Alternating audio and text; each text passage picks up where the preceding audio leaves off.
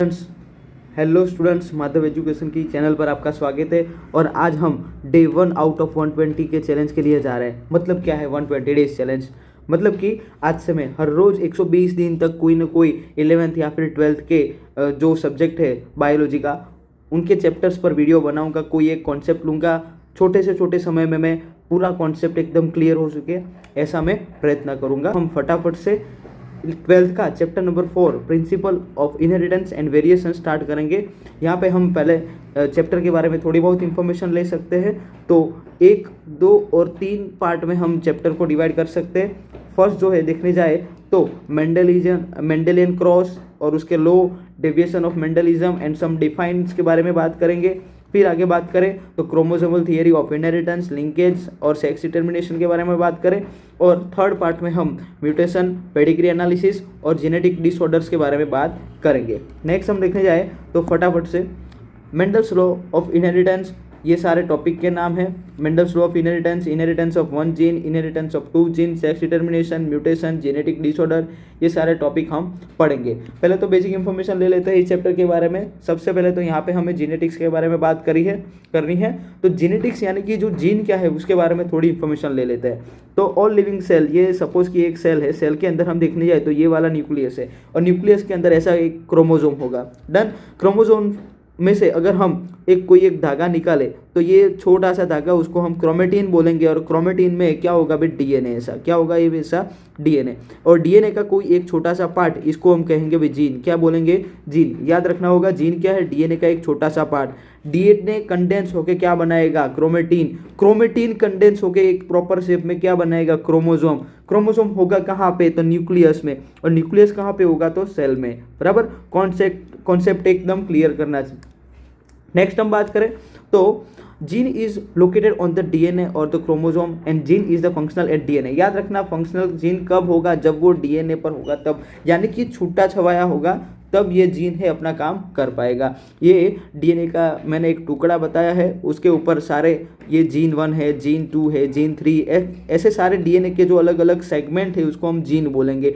Gene जो है उसको ट्रांसलेट करेंगे तो एमआरएनए बनेगा और एमआरएनए का ट्रांसलेशन प्रोसेस होके प्रोटीन बनेगा। आप सब कमेंट में बताओ ये पूरी प्रोसेस का नाम क्या है? अगर 12 से इसे पढ़े हो तो भाई कमेंट करना। डन। आगे बात करें तो gene is the DNA segment which codes for the protein. हमने यहाँ पे बताया जीन से एमआरएनए बनेगा और एमआरएनए से प्रोटीन। उसका फंक्शन देखने जाए तो unit of inheritance which control the trait. Trait यानी कि क्या? यानी कि कोई लक्षण, मतलब कि जो इनहेरिटेंस को कंट्रोल करता हो। Unit of inheritance which control the trait. याद रखना, जीन क्या करेगा? ट्रेट को कंट्रोल करने का ट्राई करेगा। डन। आगे बात करें तो 2 टाइप के क्रोमोसोम होंगे। कौन कौन से 2 type? Homologous and heterologous. Homologous यानी कि जो सेम स्ट्रक्चर हो उसको हम बोलेंगे होमोलोगस टाइप ऑफ क्रोमोसोम्स, और जो स्ट्रक्चर वगैरह, मॉर्फोलॉजी वगैरह सब डिफरेंट होगा उसको हम बोलेंगे हेट्रोलोगस क्रोमोसोम्स। तो chromosomes visible in the M phase of the cell cycle. याद रखना भाई, ये एमसीक्यू में आ सकता है। क्रोमोसोम कब विजिबल होगा? तो M phase of the cell cycle में। डन। होमोलोगस क्रोमोसोम की क्या खासियत होगी? तो उसका स्ट्रक्चर एंड मॉर्फोलॉजी सेम होगा। मैंने अभी बताया स्ट्रक्चर और मॉर्फोलॉजी सेम होगा भाई, याद रखना। और same character on the parallel chromosome, यानी कि पैरेलल क्रोमोसोम में हम देखने जाए तो सेम कैरेक्टर देखने को मिलेगा। जैसे कि यहाँ पे मैंने एक एग्जांपल दिया है, ये कोई एक होमोलोगस क्रोमोसोम है, यहाँ पे मैंने 2 जीन, ये P and Q, same structure होगा। होमोलोगस क्रोमोसोम है तो यानी कि सेम पोजीशन पे एक सेम कैरेक्टर भी दिखाई देगा। यहाँ पे एक जीन दिखाई देगा कि जो सेम कैरेक्टर के लिए काम करेगा। अगर हम यहाँ पे देखें तो P जो है, P जीन स्किन कलर के लिए काम करेगा और Q जो जीन है वो आई कलर के लिए काम करेगा। आई कलर में हम देखने जाए तो आई कलर एक कैरेक्टर हुआ, उसमें ग्रीन, ब्लैक, ब्लू, रेड वगैरह सब ऐसे ट्रेड होंगे। क्या होंगे भाई? ट्रेड। ट्रेड यानी कि कैरेक्टर के अलग अलग टाइप, और कुछ नहीं। कैरेक्टर के अलग अलग टाइप यानी कि आई कलर कैसा हो सकता है? ग्रे हो सकता है, ब्लैक हो सकता है, ब्लू हो सकता है, ब्राउन हो सकता है, डन, रेड हो सकता है। ये सारे कलर्स जो हो गए ट्रेट। और ट्रेट जो है किसके टाइप है? कैरेक्टर के। कैरेक्टर कहाँ पाए जाएंगे? जीन्स पे, यानी कि क्रोमोसोम्स पे। Done. Pair of chromosome can be visible only the meiosis 1 and the zygotene, जो स्टेज होता है मियोसिस 1 में, प्रोफेज 1 में, वहां पे। डन। याद रखना, pair of chromosome can be seen only in meiosis 1 in zygotene. याद रखना। एग्जाम्पल ऑफ कैरेक्टर मैंने अभी बताया, eye colour, hair colour, skin colour, blood group वगैरह सब बहुत सारे एग्जाम्पल्स होते हैं इसके। तो भाई डन। आगे बात करें तो one homologous pair the number of trait is of one character in one human is single individual. मतलब कुछ समझ नहीं आया मुझे पता है, 2 मिनट ध्यान से सुनो। मैं यहाँ पे समझाना क्या चाहता हूँ आपको कि भाई अगर ये क्रोमोजोम है, ये होमोलोगस क्रोमोजोम है, डन। होमोलोगस क्रोमोजोम में से एक पेरेंटल होगा, एक होगा मदर में से आया होगा, एक फादर में से आया होगा, डन। तो शायद दोनों के ऊपर अलग अलग ट्रेट हो सकते हैं, लेकिन वो कोई ना कोई एक कैरेक्टर के लिए ही कोड करेंगे। समझ में आ रहा है? जैसे कि ये देखो, ये और ये दोनों के दोनों स्किन कलर के लिए अगर हम देखने जाए कोड करते हो, और यहाँ पे 2 अलग अलग ट्रेट यानी कि ब्लैक एंड वाइट ट्रेट हो, अगर उसमें से वाइट जो है डोमिनेंट हुआ तो जो नया ऑफस्प्रिंग आएगा, नई संतति आएगी, उसका कलर कैसा होगा? वाइट। यानी कि ह्यूमन स्किन कैसी होगी? वाइट। समझ में आया? क्यों? क्योंकि ये वाइट जो है डोमिनेंट है। वाइट कैसा है भाई? डोमिनेंट है। अगर देखने जाए, अगर ये जो ट्रेट है वो अलग अलग है, तो मैक्सिमम जो ट्रेट है हमारे क्रोमोसोम्स में वो 2 ही हो सकती है। एक सिंगल इंडिविजुअल की बात कर रहा हूँ, जिसमें से एक होगा डोमिनेंट और दूसरा होगा रिसेसिव। समझ में आया? अगर मिनिमम यानी कि एक ही कैरेक्टर हुआ और एक ही कैरेक्टर का दोनों क्रोमोसोम पे सेम ट्रेट हुई, यानी कि यहाँ पे ब्लैक और यहाँ पे भी अगर ब्लैक हुआ तो सेम ट्रेट हुई, एक इंडिविजुअल में बात कर रहे हैं भाई, ध्यान रखना। अगर ये पूछ ले कि भाई पॉपुलेशन में कैरेक्टर कितने हो सकते हैं, तो वो भाई 2 से ज़्यादा भी हो सकते हैं। जैसे हमने बताया था अभी, आई कलर में ब्लैक, ब्लू, रेड, ब्राउन ये वगैरह सब हो सकते हैं। On homologous pair number of character is many. मैंने बताया ना अभी, होमोलोगस पेयर में यानी कि ये क्रोमोसोम है, तो यहाँ पे काफ़ी सारे कैरेक्टर्स के यहाँ पे ट्रेट हो सकते हैं। यहाँ पे eye colour, hair colour, skin colour, या फिर देखने जाए तो ब्लड ग्रुप, बहुत सारे ऐसे कैरेक्टर के ट्रेट हो सकते हैं एक ही क्रोमोसोम पे, done.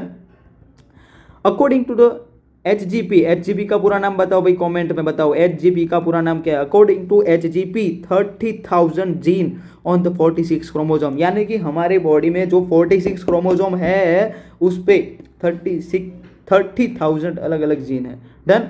On the same number of the chromosome and the same character more than 2 trait is possible for only individual, sorry population. यानी कि पॉपुलेशन में अगर हम देखने जाए तो ये अगर हमारा क्रोमोसोम हुआ, तो होमोलोगस क्रोमोसोम पे ये एक क्रोमोसोम और ये दूसरा क्रोमोसोम, तो एक कैरेक्टर के लिए 2 ही मैक्सिमम जो ट्रेट है वो हो सकती है।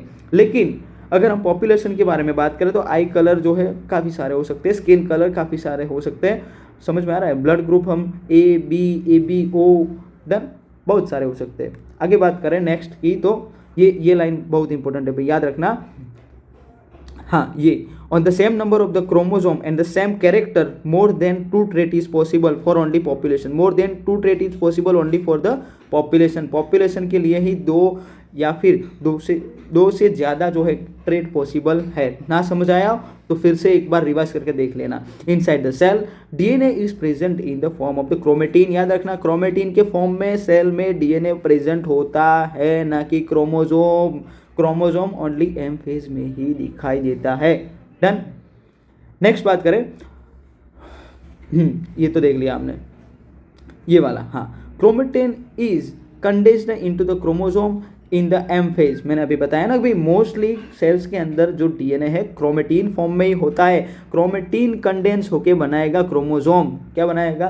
क्रोमोसोम। और कब बनाएगा? Prophase, mitosis and meiosis, prophase में बनाएगा, done. Gene is located on the DNA. Gene कहाँ पे लोकेटेड है? डीएनए पे। DNA is located on the chromatin, यानी कि जो जीन है वो डीएनए पे प्रेजेंट है। डीएनए कंडेंस होकर क्रोमेटिन बनाएगा, क्रोमेटिन कंडेंस होकर क्रोमोसोम बनाएगा। Cell cycle phase has absent in the prokaryotes. यानी कि बैक्टीरिया में हम देखने जाए तो cell cycle phase is absent होते हैं भाई। मोस्ट IMP है भाई, याद रखना, बैक्टीरिया में सेल साइकिल एब्सेंट होता है।